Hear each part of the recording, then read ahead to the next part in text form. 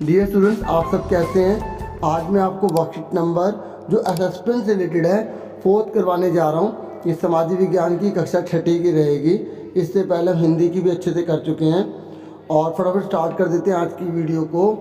तो पहला क्वेश्चन आपसे पूछा गया है, भारत एक बहुत विशाल देश है जहाँ विभिन्न प्रकार की भाषाएँ, भोजन, त्यौहार और धर्म हैं।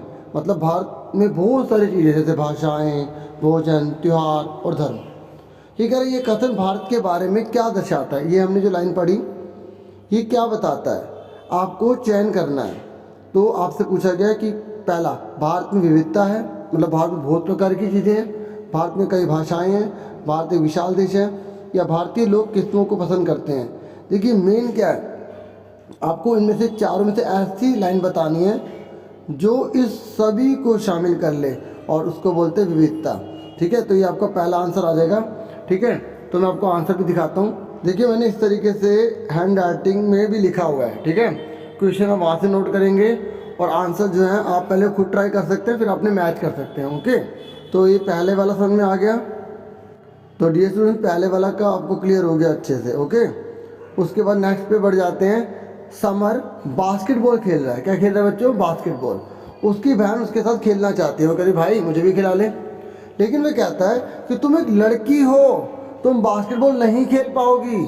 आप इस घटना में क्या देखते हैं बच्चों? बताओ, जो उसका भाई इस प्रकार का बिहेव कर रहा है वो किस आधार पर कर रहा है? क्या वो उससे असमानता दिखा रहा है या विविधता दिखा रहा है कि हमारे देश में अलग अलग चीज़ें हैं तो इस तरीके से लड़के जो है वो खेल सकते, लड़कियाँ नहीं खेल सकती? क्या इस बात को बता रहा है? या पूर्वाग्रह, मतलब उसके दिमाग में लोगों ने एक चीज़ भर दी है कि लड़कियां जो वो नहीं खेलती। ठीक है, तो पूर्वाग्रह मतलब पहले से एक विचार बन जाना, या भेदभाव कर रहा है। भाई ये तो भेदभाव क्यों करेगा, है ना? तो ये पूर्वाग्रह है बच्चों। अब आप इसका आंसर देखिए। ठीक है डियर स्टूडेंट्स, ये इसका आंसर हो गया।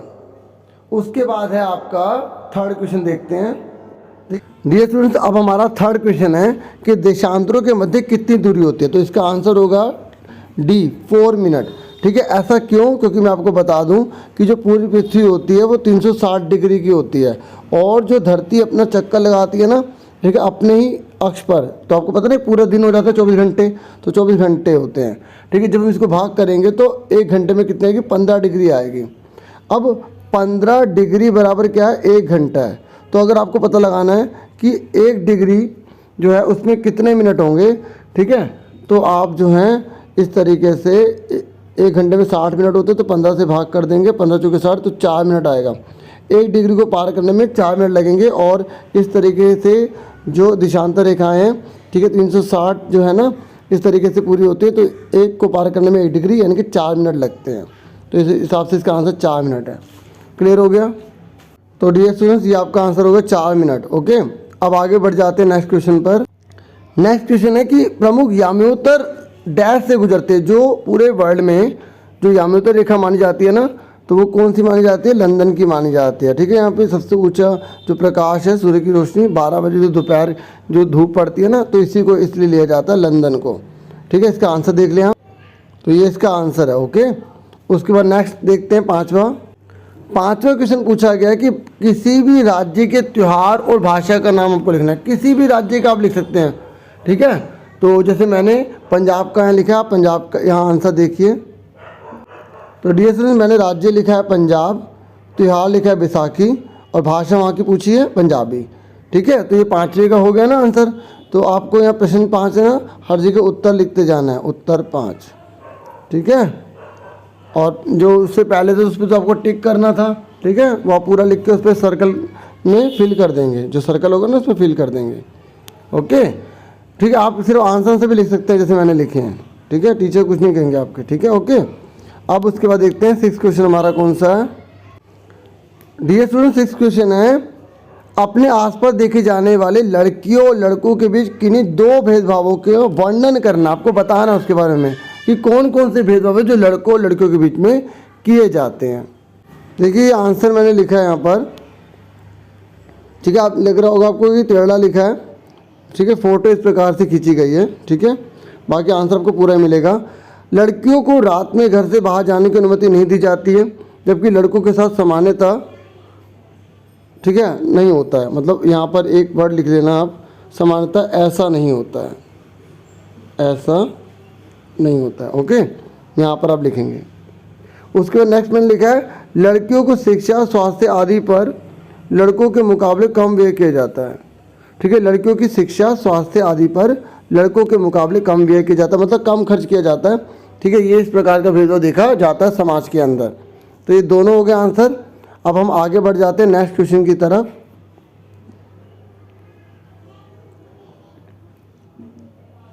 नेक्स्ट क्वेश्चन है डियर स्टूडेंट्स, ग्लोब पर किसी भी स्थान की स्थिति का पता लगाने के लिए हम किसकी आवश्यकता हमें होती है।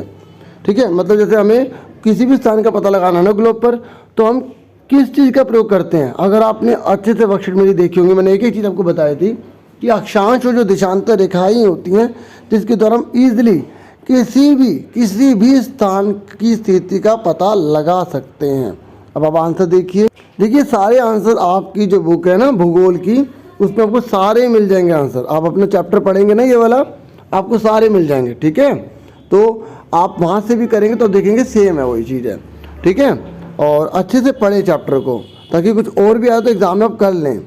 ग्लोब पर किसी भी स्थान की स्थिति का पता लगाने के लिए हमें उस स्थान की अक्षांश एवं देशांतर की जानकारी होनी चाहिए।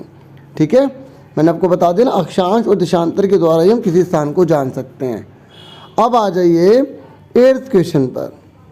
देखिए एक मेरी आपसे रिक्वेस्ट भी है, वीडियो बनाने में काफ़ी एफर्ट लगते हैं, तो अगर आपको वीडियो यूज़फुल लग रही है तो प्लीज़ चैनल को सब्सक्राइब कीजिए अगर आप न्यू है तो, और लाइक तो ज़रूर कीजिएगा। ओके, अब देखिए पृथ्वी पश्चिम से डैश दिशा में घूमती है। बताओ, पश्चिम से पूर्व दिशा की ओर घूमती है ना, तो यहाँ पे पूर्व आएगा। अभी आंसर दिखाता हूँ। ग्रीनविच के वे स्थान जो वे स्थान जो ग्रीनविच के डैश दिशा में होंगे वो ग्रीनविच समय से आगे होगा। देखो जो पूर्व की साइड होंगे ना, जैसे सूरज निकलता है, ठीक है, वो ग्रीनविच से आगे की तरफ होगा, और जो पश्चिम में है ना, यानी कि इधर की तरफ, वो क्या होगा, उसका समय जो होगा मतलब पीछे होगा। ठीक है, समझ में आ गया।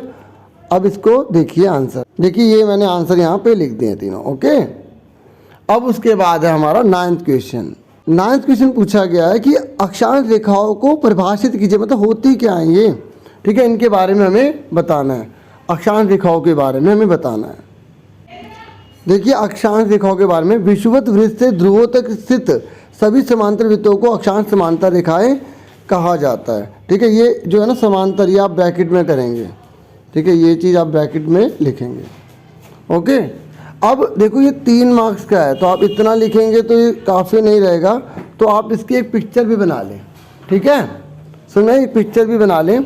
तो मैं आपको पिक्चर दिखा देता हूँ, कौन सी पिक्चर आप बना सकते हैं। देखिए ये मैंने आपको जो है अक्षांश रेखाएं यहाँ दिखा दी हैं। ठीक है डियर स्टूडेंट्स, आप यहाँ पे आराम से देख सकते हैं, ये अक्षांश रेखाएं हैं। ठीक है, और यहाँ पे 2 पार्ट किए गए हैं, आप इसको जुड़ने 2 पार्ट, आप एक पार्ट में पूरा बना लें। मैं आपको एक बार इंग्लिश में दिखा देता हूँ। ठीक है, देखिए मैं हिंदी में आपको दिखा रहा हूँ, और ये जो जितनी डिग्री लिखी है ना, ये ज़रूरी नहीं है, आप इसे मत लिखना, बस ये लिखना, ऊपर ही हेडिंग डाल देना इस तरीके से। ठीक है, ये बुक से ही है। चलो अब आगे देखते हैं। देखिए अब लास्ट क्वेश्चन है कि 68 डिग्री पूर्व में समय की गणना करनी है, कि 68 डिग्री अगर पूर्व में है और ग्रीनविच में शाम के 4 बज रहे हैं, तो कैसे आप पता लगाओगे कि यहाँ पर कितना टाइम हो रहा होगा। ठीक है, तो बहुत आसान है। अब देखो मैंने कितने आसान तरीके से करा आपके लिए। देखिए ग्लोब में हम जानते हैं कि 1 डिग्री किसके बराबर होती है, 4 मिनट के बराबर होती है। तो आपके पास कितने डिग्री है, 68 डिग्री, तो कितने हो गए डियर स्टूडेंट्स, हमने इसको मल्टीप्लाई करा, कितना आ गया, 272 आ गया। अब देखिए आपको ना इस तरीके से इसको 2 पार्ट में डिवाइड करना है। हालांकि इसके बहुत सारे तरीके, बिल्कुल आसान है कि जो 60 से कट जाए, मतलब 60 के टेबल में आए। तो देखो 60, क्योंकि हमें 1 घंटे में 60 मिनट चाहिए होते हैं ना, इसलिए हम ऐसा कर रहे हैं। देखो 60 से अभी बहुत छोटा है, फिर हमने 60 और जोड़ा 120 हो गया, फिर हमने 60 जोड़ा तो फिर 180 हो गया, फिर हमने 60 जोड़ा 240 हो गया, फिर हम 60 जोड़ेंगे तो 300 हो जाएगा, बड़ा हो जाएगा ना। तो हमने 240 अलग कर लिया और 32 अलग कर लिया।